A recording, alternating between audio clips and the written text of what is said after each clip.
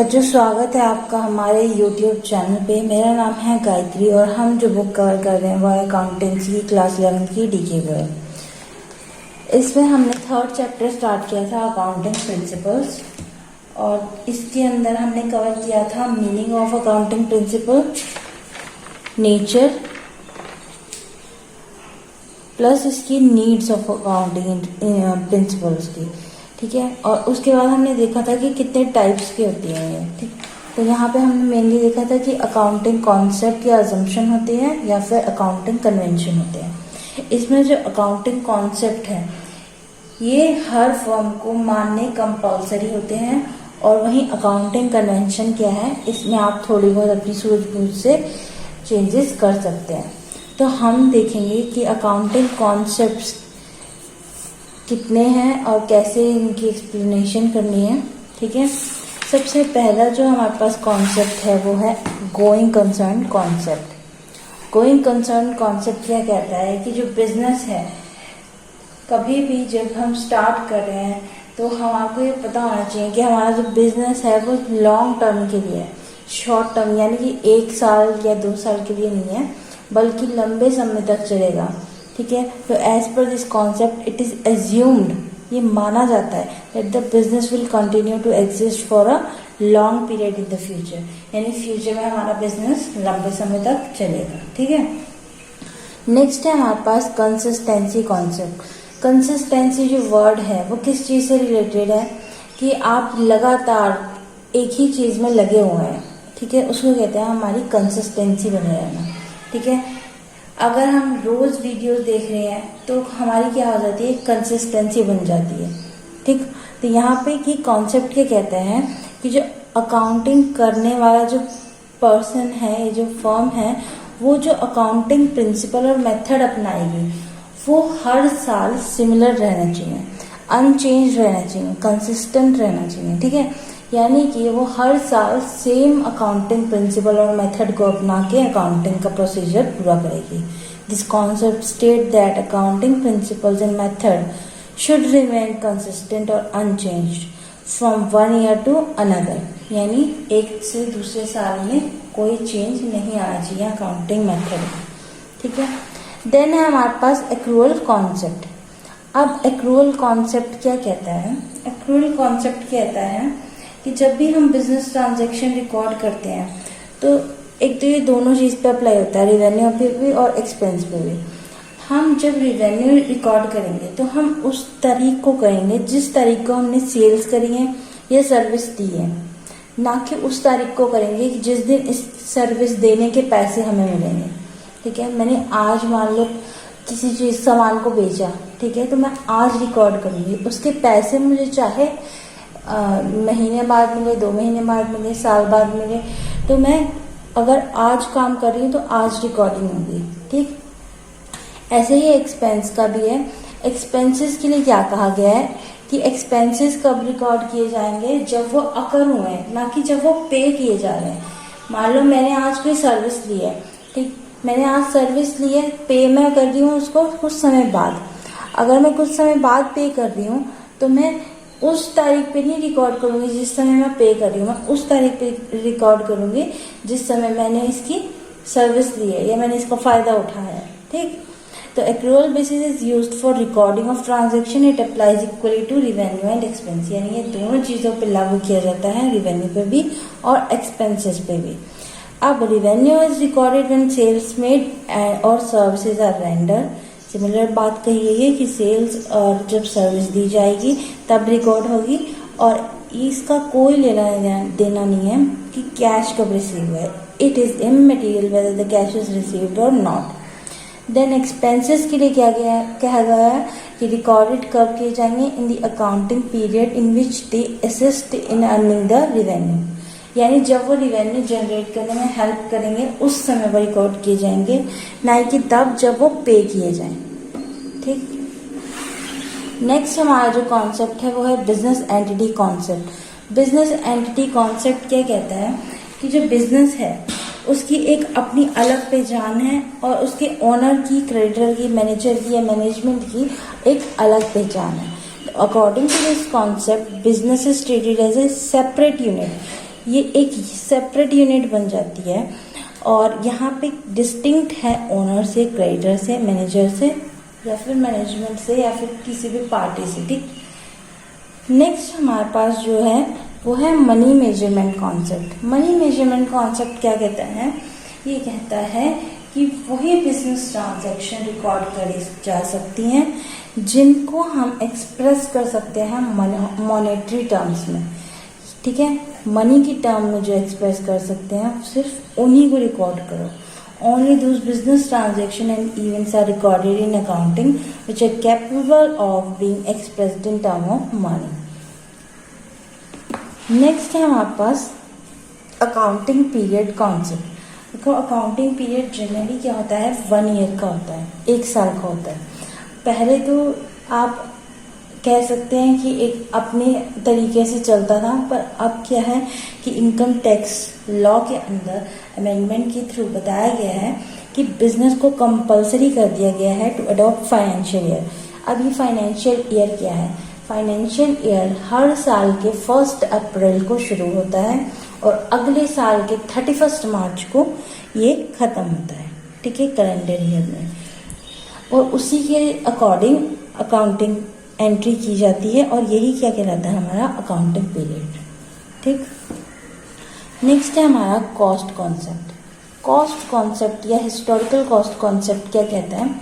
इसके अंदर बेसिक से एक चीज कही गई है कि जो मशीनरी हमने जिस समय एक्वायर की है, जिस रेट पे एक्वायर की है, हम सारी वैल्यूएशन उसकी उसी के बेसिस पे करेंगे। यानी कि जो भी हमारी परचेज प्राइस रही होगी, मान लो मैंने मशीनरी कुछ 10 साल पहले ली होगी 10 लाख की, तो मैं आज उस पे डेप्रिसिएशन उस 10 लाख पे लगाऊंगी। ठीक है, मतलब हर साल उस 10 लाख पे ही डेप्रिसिएशन लगेगा। ये नहीं है कि वैल्यू आप अपनी मर्जी से सेट कर सकते हैं, नहीं, उसके बेसिस पे ही अकाउंटिंग की जाएगी उसकी। According to this concept an asset is ordinarily recorded in the books of accounts at the price at which it was acquired. This cost is the basis of valuation of the asset in the financial statement. Financial statement में ये जो purchase price होता है ये इसका base बनता है। ठीक है, इसका बेस बनता है, इसके बेसिस पे ही वैल्यूएशन होगी। अब हमने बात करी थी एक्विजिशन की। एक्विजिशन में ना सिर्फ एक्विजिशन के चार्जेस नहीं होते। ठीक है, उसमें आता है हमारे पास transportation, installation plus making the asset ready to use. मान लो कोई बड़ी मशीनरी है, आपने उसको लिया, आपने खरीदा, उसके पैसे पे किए, फिर आपने उस मशीनरी को जहाँ से आपने खरीदा है अपने जगह पे बिजनेस प्लेस तक लेके आए। ठीक है, यहाँ पे आपने खरीदा, यहाँ से आप इसको लेके आए तो इसके चार्जेस भी दोगे, ट्रांसपोर्टेशन के चार्जेस। अब बाहर आपने रुकवाया गड्ढा या जो भी जिस भी चीज़ पे आप लेके आए हो, यहाँ से उतार के अंदर जगह पे भी रखवाया होगा। ठीक है, तो यहाँ पे रखवाया होगा, उसके चार्जेस प्लस उसको रेडी करना ताकि वो यूज़ में आ सके। ठीक है, उसको रेडी करना ताकि वो यूज में आ सके, उसके चार्जेस भी हम किस में इंक्लूड करते हैं? परचेज प्राइस में या फिर एक्विजिशन में।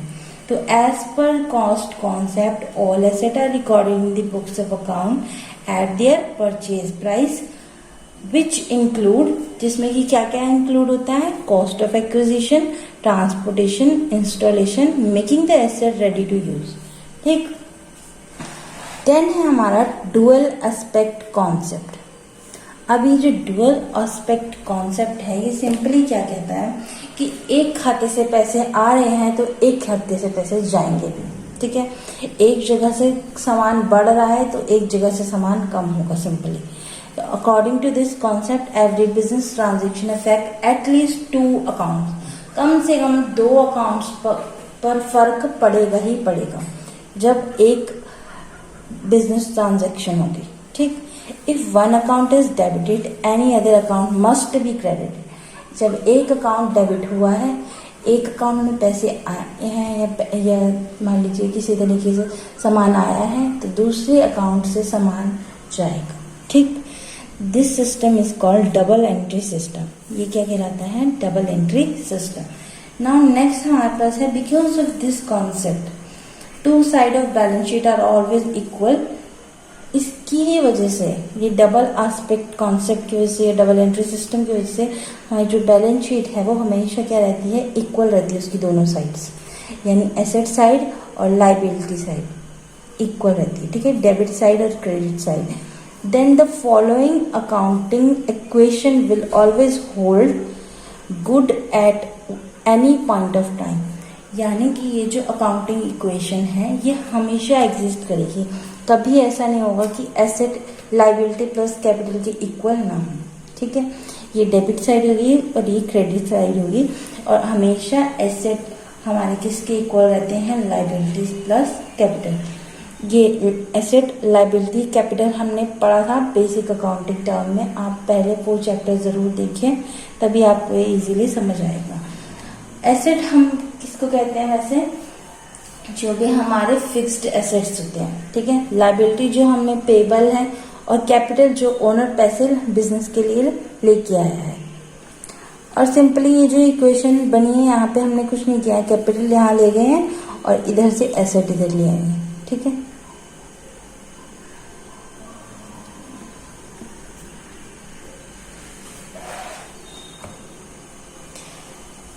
नेक्स्ट है हमारे पास रिवेन्यू रिकॉग्निशन रियलाइजेशन कॉन्सेप्ट। देखो, रिवेन्यू रिकॉग्निशन या रियलाइजेशन कॉन्सेप्ट क्या कहता है?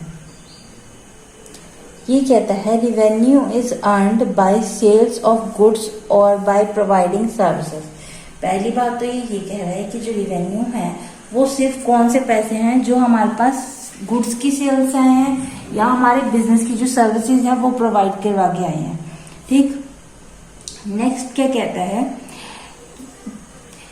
Concept of revenue recognition state that revenue is deemed to be realized when the title of ownership or ownership of goods has been transferred to the purchaser and when he has legally become liable to pay the amount। ये क्या कह रहा है कि simply अगर आपने मान लो सामान यहाँ से मैंने भेज दिया, ठीक है, अपने जो भी मेरा खरीदार था उसको सामान भेज दिया।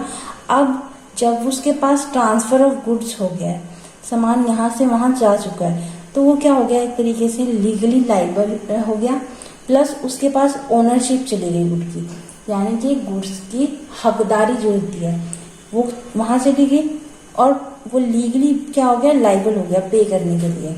ठीक है, तो यहाँ पे जिस टाइम को हम गुड्स को यहाँ से वहाँ भेज देते हैं उस टाइम हम रिकॉर्ड करेंगे, ना कि जब हमें कैश रिसीव होगा। ठीक, यहाँ पे क्या है हमारे पास? नेक्स्ट इंपॉर्टेंट 2 पॉइंट्स है हमारे पास। Advance received against sales is not recorded as sales. किसी ने हमारे को एडवांस में पैसा दिया है, हम वो सेल्स में रिकॉर्ड नहीं कर सकते। क्यों? क्योंकि हमने उसको अभी गुड्स ट्रांसफर नहीं किए हैं, और जब तक हम गुड्स ट्रांसफर नहीं करेंगे तब तक हम रिकॉर्ड नहीं कर सकते। पहली चीज। दूसरी चीज क्या है? Credit sale are treated as revenue on the day sales are made. जिस दिन हमारे जो गुड्स हैं बिक जाएंगे उस दिन हम इसको अपनी बुक्स में मेंशन करेंगे, ना कि उस दिन जब हमारे को उसका पैसा रिसीव होगा बायर से। ठीक है, मैंने अगर आज दिया है सामान तो मैं आज रिकॉर्ड करूंगी। अगर वो हफ्ते, महीने, 2 महीने, 4 महीने, 6 महीने, कितने भी महीने बाद पैसे देगा, उस दिन ही रिकॉर्ड करे जाएगा। ये उस दिन रिकॉर्ड किया जाएगा जिस दिन सेल्स हो चुकी होगी, सामान दिया जाएगा, यहाँ से वहाँ सामान बायर के पास पहुंच जाएगा। नेक्स्ट है हमारा मैचिंग कॉन्सेप्ट। अब ये मैचिंग कॉन्सेप्ट क्या कहता है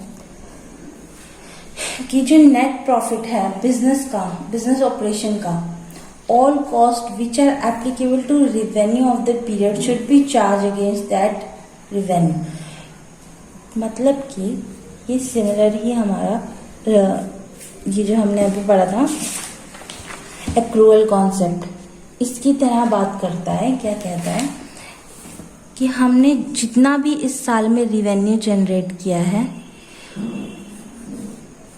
जितना भी रेवेन्यू जनरेट किया है, इसको जनरेट करने के लिए जो एक्सपेंस हमने करे हैं